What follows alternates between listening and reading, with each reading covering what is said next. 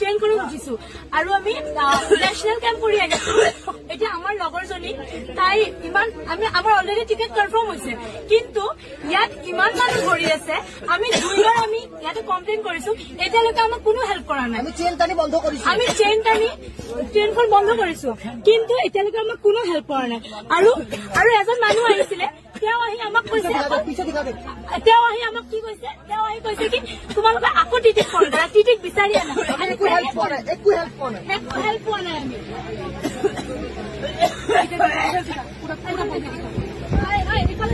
ये है बिना टिकट वाले लोगों, कंट्रोल बिना टिकट से आया हुआ है, उतरने के लिए भी रेडी नहीं है सब लोग। ইয়াত মানুহ ইমান সোমাইছে, আমি খেদি আমি জাগা ওলাইছো। আৰু এতিয়া আমাৰ ফ্ৰেণ্ড যদি এনেকুৱা অৱস্থা, তাই একো মেডিকেল হেল্প পোৱা নাই। এতিয়া তাই উশাহ ল'ব পৰা নাই। আৰু